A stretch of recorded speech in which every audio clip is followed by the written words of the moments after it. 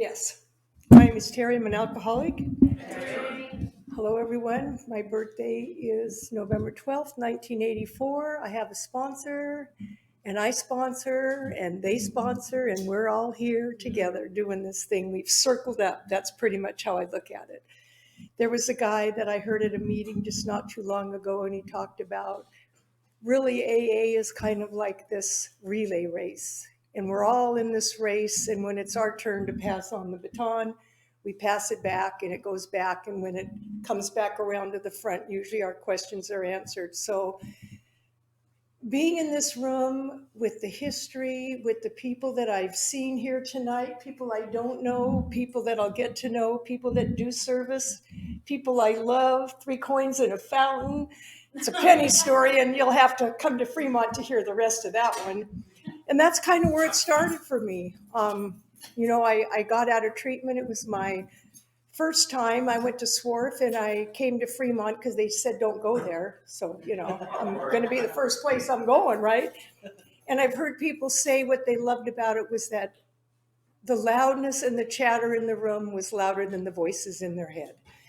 And that's kind of what it was. And I remembered when I was in treatment, I was just astounded because I couldn't figure out before I went to treatment what was wrong with me. Why couldn't I quit drinking? I just, no matter what I tried, no matter what I did, all of the stuff it says in chapter 3, none of that worked. And I just thought, God, there must be something really wrong that I can't do this. And when they told me I was an alcoholic and I had a disease, I was like, I'm not crazy. It's something bigger than that. And so I went to Fremont, and then I got back on the boat and went fishing and drank and went to, I was in Kodiak, and I went to Fairbanks and drank and OD'd and did all the stuff you do when you think that you're in control with an NA birthday and an AA birthday. And, Quaaludes, take them as prescribed or as needed. So I figured I needed quite a few, right? I mean, have one to go dance. I was happy for that, right? So, but I'll just tell this quick story because I did overdose and my sister was there. And she came over from the neighbors, and I was laying next to the toilet, blue, not breathing, in my swimsuit. And she just called 911, and they said she probably won't make it to the hospital. And my sister, of course, terrified, she fled and went home and never knew for a while what happened. But I did make it, and I came to, I guess you would call it, and I had this gown on, and there was all this charcoal all over. And I said, what's happening? And they go, well, you overdosed. And I said, oh, that can't be right. I said, I'm an AA. I just took too many pills. I mean, I know better than that, right? And so it was so interesting. And one of my sponsees came up and kind of got a little haughty and said, well, you'll probably need a sponsor now. So Crow is better warm. But, it didn't stop there. I remember sitting in a meeting. It was kind of like this room, and I was crocheting with sunglasses on, nodding because I was still kind of wasted. And the crochet hook kept falling out, and I just went home, and that was that for that. But somehow I ended up back here. One day I'll tell the Drunk Drive Through Canada story because that is a trip in itself. But I did make it, and I went to treatment. And one of the things that I did was when I got out of treatment, I started secretarying a meeting because I'm one of those people that knows I need to be anchored to something or I'm just going to be all over the place. And I did that. It was actually a CA meeting, Cocaine Anonymous meeting. And, I think cocaine is made for people with too much money was what the general consensus of that group was. And I did a little NA, and then I came back to AA because you guys seemed to have a different kind of a grasp that time, and I know they all work now for all the reasons. But one of the things that I love about service, and as you do the steps and you go through each one of them has like a principle, and step 12's principle is service. And then the traditions start. And, I thought after doing my first 4-step, that would kind of be the end of all that. And what I really discovered was when I did those steps, I got here, I already believed in God. I didn't trust God, but I believed in God. And the sanity kind of returned when I didn't have to take that drink and not be able to stop. And then the 3rd step, and then the 4th step. And what I really found was how I never looked at anything other than your part. You know, it wasn't about resentments. It was about, like this one guy says, it was all the people that owed me apologies. That's what's on this list, right? And so, it's just from there, gradually over the years, and doing those and practicing these principles in all my affairs when I can, not perfectly ever. I know this, thank God.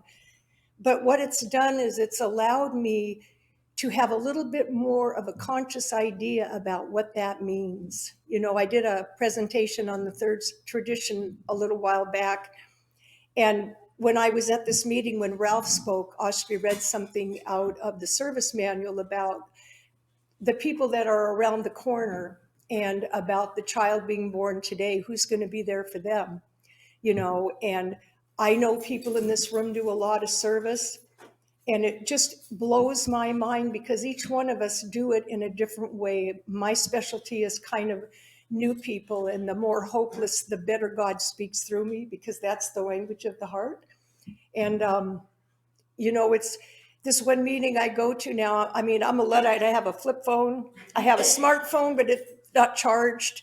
I go to all these meetings all over the world on my telephone. I put it on my shoulder. I put it on speaker. I look out my window and I knit, just like I did at a regular meeting.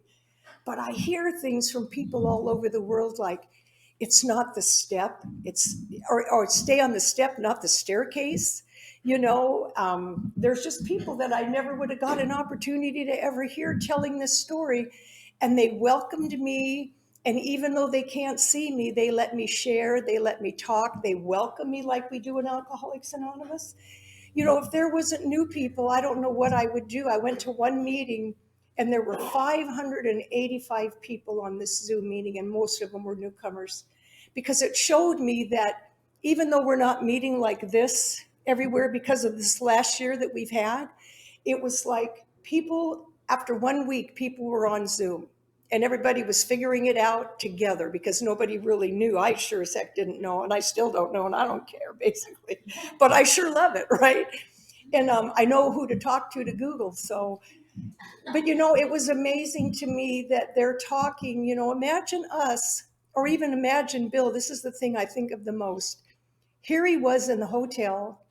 At the phone, there's a list of church directories, and he's calling them all. I need to work with somebody. I need to talk to an alcoholic. I need to work with another person. Nobody knew anybody. Nobody even really knew what to say. And then he called one guy and he got a hold of Henrietta. Henrietta said, yeah, I know a guy. And he hooked him up with Bob. Wouldn't he be amazed to know that there's 585 people from every country around meeting at a meeting? And this thing still goes on no matter what. This is my closest I'll ever get to political anything. We are the only democracy I've ever been actually witnessing, because we're not about money. We're about us. We're about people. We're about steps. We're about traditions. And, I was just thinking to myself, had I known when I was drinking that what it was I was really looking for wasn't going to be at the end of that empty bottle. It wasn't that worm in the tequila. It wasn't the next bottle sitting there, because I remember before I left Fairbanks, there was a bottle of wine sitting on a table empty after a whole night of doing other things. And there was a full bottle of wine. And for some reason, I knew if I drank that bottle or I didn't drink that bottle, it was going to be the same deal. It wasn't going to be enough, because there's these maladies that we hear about in our literature about. There's the allergy, the physical allergy. There's the obsession of the mind. And for me, my spiritual malady is I'm not enough. I need more. It doesn't matter what it is. My what does they call it? My drug of choice these days is ice cream, and I'm entirely ready to give it up. And I say that, God, I'm entirely ready to give up this ice cream. And I go buy a little pint and eat the whole damn thing. But you know what? There's something that's beautiful. And this was something that Ronnie said. I believe it was when she spoke with Ralph at Magnolia, and she said something that Clancy had told her. He said, if God was doing this on his grace only, none of this stuff would be happening. None of this stuff that we get mad at God for would be happening. But what happened was we're given our own free will, and we get to make a choice. And sometimes that choice will take us here. Sometimes that choice will take us there. And it was just such a beautiful clarity for me, because it isn't like I'm going to pray and say, God, that person's really making me mad. Can you like do something to them and, let them trip in the tub or some doggone thing, right? It's like, no, it's like, what do I need so that I can have compassion to let the sick man be the sick man? And a lot of times I'm the sick man. A lot of times I'm looking out of these eyes going, that person is so selfish, or why don't they do it this way, or what are they talking about? And then when I go home and do my little 10 step, and it's like, so what did I do, or what didn't I do? And it's always about me. Black Dan is who I heard it from at Fremont. And I'd be up there in my head going on, and I'm the hero in some scenario somewhere, God only knows where. And I'd be just drifting, easily. And all of a sudden he'd say, and I'll tell you what the problem is. The problem is you. And he'd bang on the table. And man, I'd come out of that chair like a doggone lightning strike. The problem is me. Are you crazy? If people would just do what I want when I want, I would have no problems, right? But the problem was, even when they didn't do it right, because I couldn't do it right. All of my expectations of you were based on my own personal flaws, And what I've come to know is this is much bigger than just me being sober. This is about me speaking a language that I didn't know before I got here. It's about love. That's the currency of AA. Outside in the world, it's a little bit different, but here you could be angry at somebody and be unhappy with somebody. And what I've learned today is I don't go tell 10 people that they're such a whatever they are. I just do the sick man's prayer and think, and when I can be loving and kind, then I'll talk to that person. Because if I'm not going to make an amends. I'm going expecting a person to give me an apology. It's not going to ever happen like that. And I think Austria's going to give me a 5-minute warning just when I'm somewhere near, because I have no idea where the clock is. And I guess it doesn't matter. Oh, okay. So when I think of this, it's so heartwarming for me, because me being a teenager, I was rebellious. I was a little bit opinionated and self-centered and very, very, very defended. I was basically looking for the next person to trigger me so I could have an anger outburst and I could flee wherever I was fleeing from to get a drink or whatever.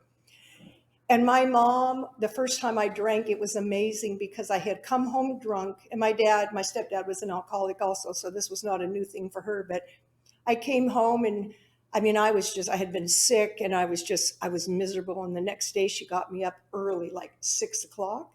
She said, I want you downstairs scrubbing the walls. And I'm thinking, Mom, I'm sick. I can't do that. She says, well, you will.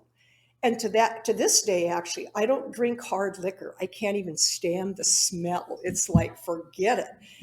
But here's this woman, in fact, Austrie and Shelley and Maureen and Leslie had come to Ketchikan while I was there for 3 years, because my mother had Alzheimer's. And that whole experience was one of the most amazing experiences ever. They met my mom, and Maureen, I think my mom thought was my cousin. So she was like very, very, and I don't know the whole story, but for me, it was big, right? And so I'm sitting next to Austria at it was actually at the Pioneers building. And there was a picture there of my grandmother and my mother and my aunt as pioneers of Alaska on this little thing. And we're having our meeting there, and I'm feeling all of that. And I got this phone call after I ate this beautiful medium rare steak and potato. And it was the Pioneer home. And they said my mom had gone to the emergency, and would I meet them there? And I looked over and I said, Austria, I have to leave. And I was thinking how much this program has done for me, because I didn't get mad. I thought, thank you, God, that I got to eat first, because I know it's going to be a long night.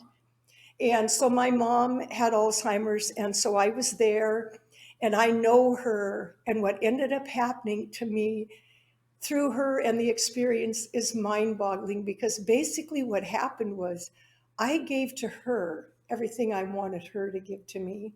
And when she passed, I was free. And when I think of her, and I do a lot, I want to call her. I want to go get that Norwegian sweater. I want to ask her, how did you make that recipe again? And I never would have thought that would have been just one of the many things that I've been given in this program. We were reading step 12 out of the table of contents in the 12 and 12. And you know, they put stuff in that book at night. I don't know if you know that. They do it while you're sleeping and want to see if you catch it. And I'm reading along and it says, the magnificent reality. Oh, I like that. That's kind of what we're living today, right? Is this not the magnificent reality? Everything I ever wanted out of that bottle, I never got. But I walk in this room and I see you. I see you. I don't know a lot of people, and we're all getting old, so we got gray hair. I may know you, I don't know. But what I love about this deal is we've got this one moment. I don't have to worry about what's going to happen. We were on the road for 2 hours, I just want to say. And we had a great time. I got to read a novel out of my head that I kind of remembered. We talked about trivia. We just watched people slamming on their brakes and screeching their tires. And we were just sitting there going, God's got this. We know whatever happens here, it's going to be okay because that's what it is. You don't say, well, who put the shit on the fan? You just turn it off, right? It's kind of like it doesn't matter. And, you know, I have to say for me during this COVID, I went from the outside into the inside, and I made a really, really beautiful relationship with my higher power because there wasn't anything else that I could use to make myself feel better. It was about that daily meditation. It was about when I do the third step prayer, I go, what are my difficulties?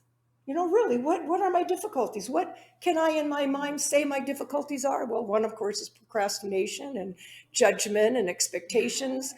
And then I go, what are my bondages of self? How does my self-centeredness translate into my relationships? And this year I had to take a good hard look at myself because for me, you may not know this, but I'm a talker, okay?